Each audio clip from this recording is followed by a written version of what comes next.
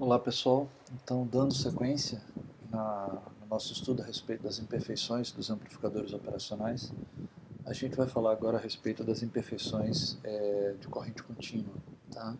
E a primeira delas que a gente vai falar é a tensão de offset, tá? Então vejam, suponha que eu pego um amplificador operacional e conecto os dois terminais dele juntos e depois alterno. Qual deveria ser a saída esperada? A saída esperada deveria ser nula, né?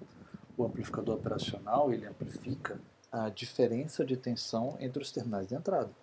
Mesmo com o ganho infinito, ao conectar os dois terminais de entrada juntos e por sua vez alterna, eu deveria ter 0 e 0, a diferença entre eles devia ser nula, e multiplicado pelo ganho que fosse, eu deveria ter uma saída nula. Mas na prática eu tenho uma saída diferente de zero. Por que isso acontece? Por causa da natureza do aspecto construtivo do amplificador operacional. Então, o amplificador operacional, no seu estágio de entrada, ele tem um tipo de amplificador diferencial, um amplificador que amplifica diferenças. E no projeto desse amplificador diferencial, fatalmente existem imperfeições que levam a um certo desbalanceamento nos componentes utilizados, né? É um circuito simétrico, geometricamente simétrico, e é como se um braço e o outro deveriam ser perfeitamente iguais para fazer a amplificação diferencial, mas na prática eles nunca são perfeitamente iguais. Então, diante disso, há um desbalanceamento. E esse desbalanceamento induz a uma diferença de tensão, mesmo quando eu tenho os dois terminais de entrada ligados juntos, como o caso da figura aqui, que ambos estão ligados no terra. E isso faz com que a saída seja diferente de zero. Isso chega ao ponto, às vezes, de que a saída está saturada, para vocês terem ideia. Tá? Então, uma forma da gente representar isso é através desse circuito aqui. Ó. Imagine que essa figura aqui externa é o amplificador operacional real. E ele é modelado por um amplificador operacional ideal, que era o que a gente vinha estudando, que tem em uma das suas entradas uma certa tensão que a gente está chamando de VOS, né? Que, vamos escrever aqui, VOS é a tensão de offset.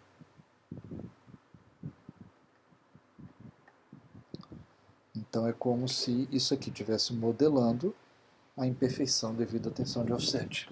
Tá? Então, o que acontece é o seguinte, os fabricantes eles costumam especificar nos seus datasheets, né, o valor de VOS para a temperatura ambiente e também informam o coeficiente de temperatura de VOS, que é a forma como vai variar, né, em relação à variação da temperatura, e normalmente isso é dado da ordem de microvolt por grau Celsius. Para as aplicações normais da eletrônica, isso não chega a ser muito crítico, mas eventualmente sim, essa questão da variação com a temperatura, dependendo da precisão do circuito que você está trabalhando, esse aspecto pode ser crítico e pode ter que ser levado em consideração. Tá?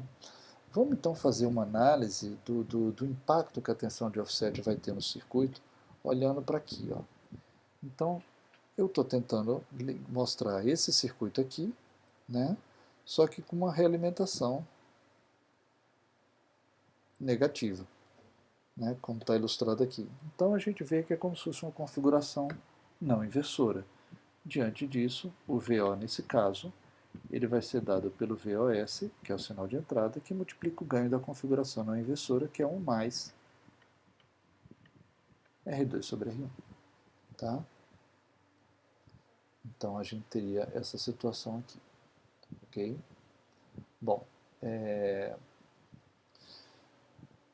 quando a gente aplica um determinado sinal na entrada do amplificador operacional, o que acontece é que essa tensão, devido à tensão de offset, note que ela é amplificada, né? Ou seja, a tensão de offset ela é multiplicada pelo ganho, né? E esse ganho a gente sabe que ele pode até ser elevado.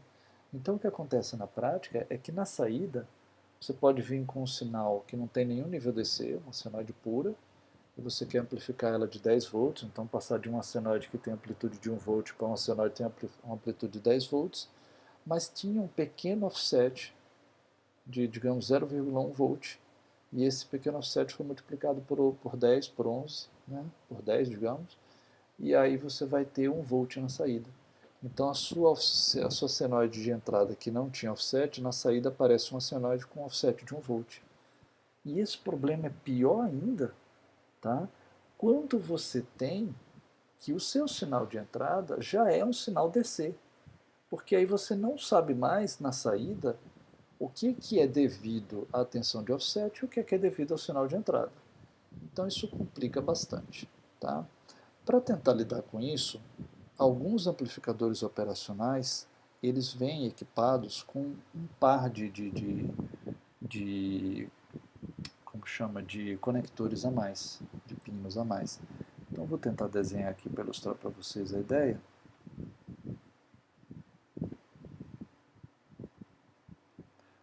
Então eu vou ter aqui mais, menos. Aí aqui eu tenho terminal negativo. Aqui eu tenho terminal positivo, né? Aqui eu vou ter o mais VCC, né? Aqui eu vou ter o menos VE para alimentação simétrica. Aqui eu vou ter a tensão de saída VO. E em alguns casos eu posso ter aqui, ó, dois outros terminais mais, tá? Ficou meio ruim esse componente aqui, deixa eu tentar fazer melhor. Deixa eu dar um zoom, porque senão eu não vou conseguir desenhar isso direito. Pronto, certo? E aí o que se pode fazer nesses casos é algo desse tipo aqui, ó. Aqui vem para o menos VE, né? Vou puxar ele aqui para baixo. Tá? Né? O menos VE. E aqui a gente pode fazer algo assim, ó.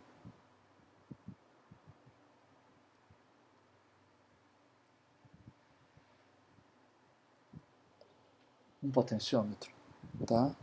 Então, o que acontece aqui nessa situação é o seguinte: a gente utiliza um potenciômetro aqui entre esses dois pinos. Deixa eu colocar algo aqui para ficar claro que isso aqui são dois pinos, tá?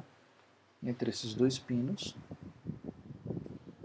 a gente conecta então um potenciômetro, né? Aqui, e aí deslizando isso para lá ou para cá, eu vou mudando a diferença de tensão entre esses dois pinos, e isso faz com que eu vá mudando o valor de VO. E aí eu posso compensar o efeito da tensão de offset. Então, se com essas duas entradas ligadas no terra aqui, eu tinha um VO diferente de zero, eu posso agora conectar isso aqui desse jeito, tá? E ajustar isso até que a tensão VO caia para zero. Então vamos ilustrar isso aqui assim, ó. Nossa, ficou ruim.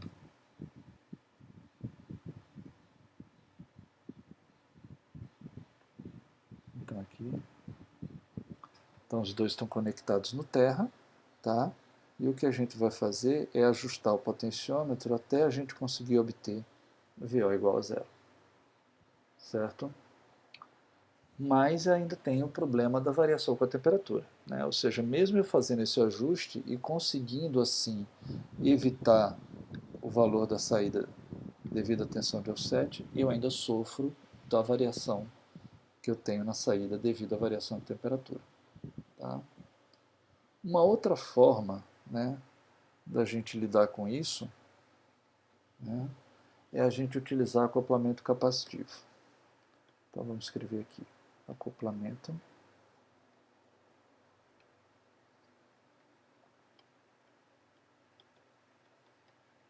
capacitivo, né? Qual é a vantagem da questão do acoplamento capacitivo? É que se eu tenho um acoplamento capacitivo no meu circuito, então ele não vai amplificar níveis DC, tá? Mas isso só vai dar certo se eu não precisar amplificar nenhum sinal DC também, né? Que ele vai barrar o nível DC da tensão de offset, mas vai barrar qualquer outro sinal DC que eu queira eventualmente utilizar. Então, se os sinais que eu quero amplificar são DC, eu não posso usar acoplamento capacitivo. Mas se os sinais que eu quero amplificar são uma senoide, sinais alternados, então não tem problema da gente introduzir acoplamento capacitivo. Então vamos considerar uma configuração inversora capacitivamente acoplada, que seria algo assim.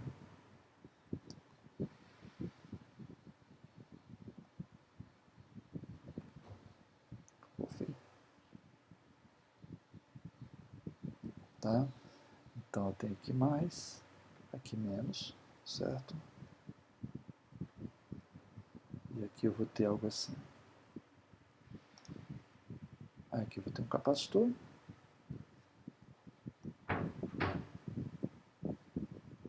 Um resistor.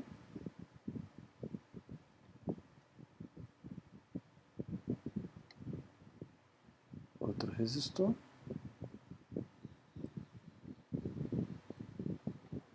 E aqui eu tenho VO. Aqui vai ser R2.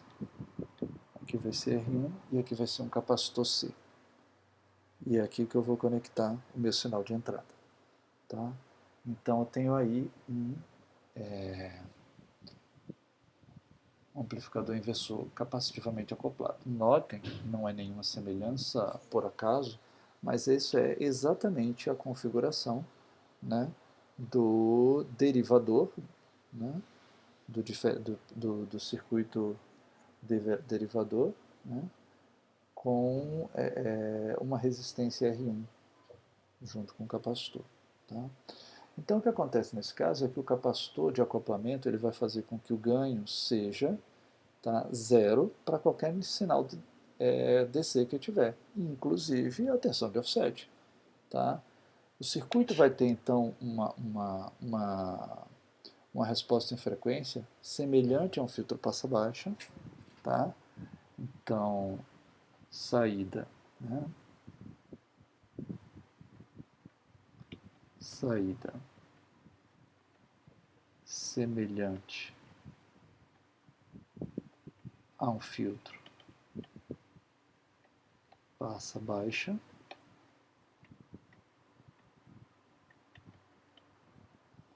tá? Com frequência de corte ômega O igual a 1 sobre C R1, certo?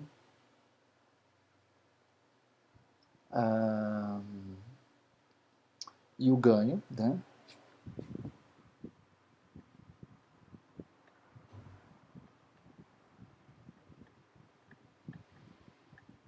E ganho CC dado por menos R2 sobre R1, tá? Para quando, né? Para ômega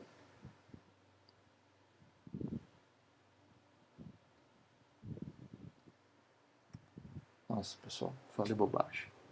Na verdade, eu troquei as bolas aqui. Não é o filtro passa baixa, perdão. É passa alta, tá? Então o filtro passa alta, desculpa, pessoal, com frequência de corte dada por, né, 1 sobre CR1. O ganho, nesse caso, não é CC, falei errado isso aqui também. Tá? Então o ganho vai ser menos 1 sobre R2, né, para ômega muito maior que ômega zero. Tá? Justamente pelo fato, né, de que é um passa alta e não um passa baixa. Eu me equivoquei, peço desculpas. Tá? Então, para frequências muito maiores do que a frequência de corte, o ganho dele se reduz a isso aqui apenas. Né? E essa é a frequência de corte dele. Tá bom? Como eu disse, qual é o problema? Ele não vai conseguir ser utilizado para amplificação de sinais DC. Tá? Porque ele é um circuito, termina funcionando como filtro passa alta. E níveis DC vão ser totalmente eliminados da saída. E é justamente por isso que ele funciona, né? Que também vai eliminar da saída vai eliminar da saída a tensão de offset. Tá? Bom, então, porém, não é que na saída não vai ter nada da tensão de offset. Vai, só que não vai ser amplificado, certo? Então, a tensão de saída vai existir uma pequena componente devido à tensão de offset, mas ela não vai ser multiplicada pelo ganho menos R2 sobre R1. Tá? Outro circuito que também é muito afetado, né, pela tensão de offset, né, é o integrador. Né? Então, efeito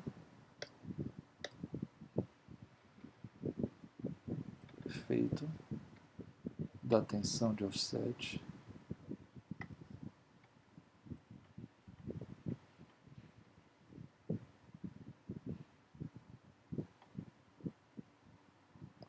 no integrador.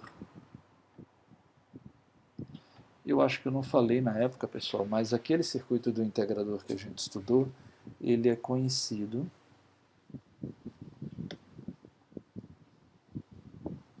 ruim de letra, só um instante. Ele é conhecido como integrador Miller, aquele circuito lá, tá? Então vamos ver qual é o efeito da tensão de offset no integrador Miller. Imagine, o integrador, a saída dele vai integrando a entrada. Se eu tenho um nível DC na entrada, devido à tensão de offset, isso vai gerar um problema para um circuito integrador. Então vamos desenhar ele aqui, tá? A gente vai ter essa seguinte estrutura aqui.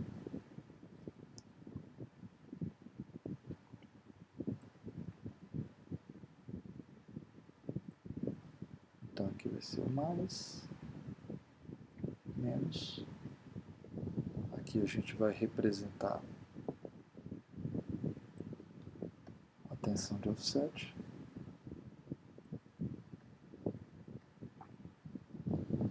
Tá? Aqui vai ser mais e menos. Tá?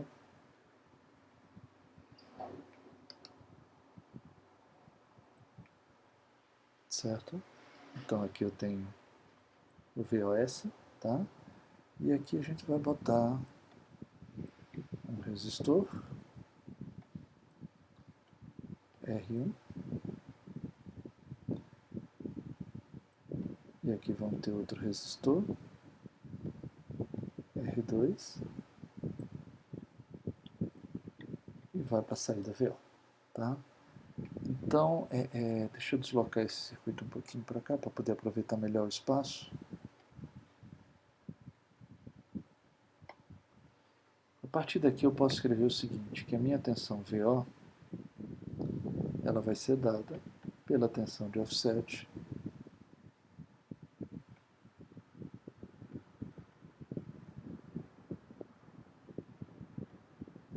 tá? Mais 1 sobre C da integral de 0 a t de VOS sobre R dt. Por que VOS sobre R? Ora, pessoal, por conta do curto-circuito virtual, né, o VOS que eu tenho aqui no terminal positivo, ele aparece aqui. Né? Então é como se aqui ó, eu tivesse a tensão VOS. E para cá vai existir uma corrente. Está meio difícil de enxergar isso aqui. Essa corrente I, né, ela vai ser dada por VOS sobre R1. Tá? Então aqui é R1. Certo? Ah, pexa. Nossa, pessoal, eu me equivoquei aqui no circuito do integrador, desculpe, tá? Aqui não é R1 e nem aqui é um resistor. Tá? Então o que eu vou ter aqui é um capacitor. E aqui é C, me desculpem. E aqui não precisa desse 1, nem aqui. Ok, pronto. Agora sim o circuito do integrador está correto. Né? Está aqui o circuito do integrador Miller. Eu tinha me equivocado botando resistor aqui, mas é um capacitor. Desculpem. Tá? E aí o que vai acontecer é que esse valor de VOS que está aqui, pelo curto-circuito virtual, ele aparece aqui nesse terminal e produz essa corrente I para cá, cujo valor é dado por isso aqui, VOS sobre R. Então a tensão de saída VO vai ser a tensão VOS mais o valor dessa integração aqui. Né? A partir daí a gente vai tirar o seguinte, que VO vai ser igual a VOS mais VOS sobre C, RC, desculpa, tá? Que multiplica T. Então, a partir daqui eu posso dizer que o meu VO vai ser igual a VOS que multiplica 1 mais T sobre RC. Então, essa vai ser a tensão de saída do amplificador. Notem que à medida que o tempo for passando, VO vai aumentar por conta de VOS. E qual vai ser o resultado inevitável disso? Que VO vai chegar à saturação. Certo? Uma alternativa que a gente tem para lidar com isso, para evitar que isso aconteça, é introduzir aqui, ó, em paralelo com o capacitor, um resistor. Igual a gente fez, né, no caso do integrador lá atrás, né, quando a gente estudou o integrador, igual a gente fez para impedir que o ganho para níveis DC fosse infinito. Né? Porque como o capacitor é um circuito aberto para níveis DC, né, então a gente usou aquele artifício para poder contornar esse problema e criar um caminho por onde o sinal, a corrente DC pudesse passar. Uma alternativa aqui também seria essa, né? Se a gente coloca um resistor aqui em paralelo com o capacitor, então eu crio um caminho alternativo. Tá? E aí a corrente VOS sobre R, que é essa corrente I, vai passar por ali. Tá? E aí a gente pode ter, fazendo com que a gente tenha uma componente CC na saída, que vai ser dada, né, seria dada, né, seria um VOS, seria uma componente na saída dada por VOS que multiplica 1 mais RF sobre R. Né? Então a gente teria isso. Né? Onde RF seria esse resistor que a gente introduziria aqui. Tá? Então a gente teria um ganho constante ao invés de ter essa rampa na saída. Qual é o problema? O problema é que para que esse ganho não fosse muito alto, o valor do RF que eu ia ter que botar aqui ia ter que ser pequeno. Se eu boto um RF pequeno para não ter um ganho muito alto para o VOS, né, e não prejudicar muito a saída do integrador, aí o desempenho dele se afasta do integrador ideal, que não tem esse resistor em paralelo com o capacitor. Tá? Se então eu tento aproximar o desempenho dele do que seria um integrador ideal, então eu devo aumentar o valor de RF. Só que se eu aumento o valor de RF, eu vou estar aumentando a componente na saída devido à tensão de offset.